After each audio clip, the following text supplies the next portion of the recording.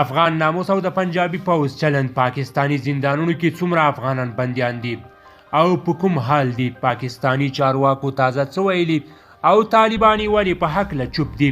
جزئیات په همدغه ویډیو کې وګورئ او چینل سبسکرایب کړئ. درنو لیدونکو السلام علیکم. پاکستانی چارواکو د پنجشنبې په ورځ د دسمبر په 9 وویل چې د دغه هیواد پولیسو لږ تر لږه 1200 هغه افغان اتباع نیولي چې له ویزې او د اوسېدو له اسنادو پرته په پاکستان کې میشت وو. د دغو افغانانو د نیول کېدو خبر وروسته له هغه په رسنیو کې د خلکو پام ځان ته واړاوه چې د کراچۍ په مرکزي زندان کې د بندي شویو افغان ماشومانو عکسونه په ټولنیزو شبکو کې خپاره شول. د پاکستانی پولیسو چارواکو ویلي چې دغه بندیان به د بند د سزا له پوره کېدو او یا د دوی د وکیلانو لخوا د خوشي کېدلو د اسنادو له بشپړېدو وروسته افغانستان ته ستانه کړل شي.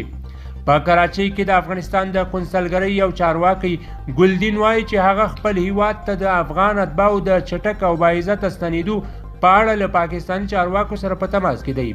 که څه هم پاکستان په وار په منظم ډول هغه افغانان توقیف کړي چې د سفر او استوګنې له اسنادو پرته ژوند کوي، خو د اکتوبر له میاشتې راهیسې په ځانګړې توګه په کراچۍ کې له اسنادو پرته د افغانانو د توقیف لپاره عملیاتو کې د پام وړ زیاتوالی لیدل شوی. د پاکستان د بشري حقوقو د کمیسیون د راپور له مخې چې روانه میاشت خپور شو د کراچۍ په مرکزي زندان کې لږ تر لږه 139 افغاني ښځې او 115 ماشومان بندیان شوي دي.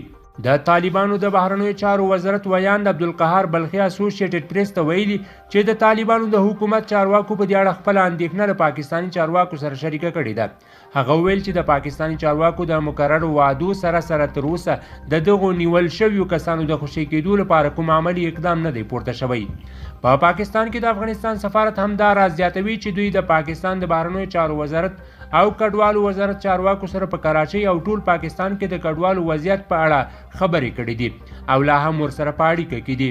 د کډوالۍ په چارو کې د ملګرو ملتونو ادارې د معلوماتو له مخې دا مهال په پاکستان کې شاوخوا 1.3 میلیونه قانوني افغان کډوال ژوند کوي، خو همدا راز ورسره اټکل کېږي چې په سلګونو زره نور افغان کډوال له قانوني اسنادو پرته د پاکستان په بېلابېلو سیمو کې اوسېږي.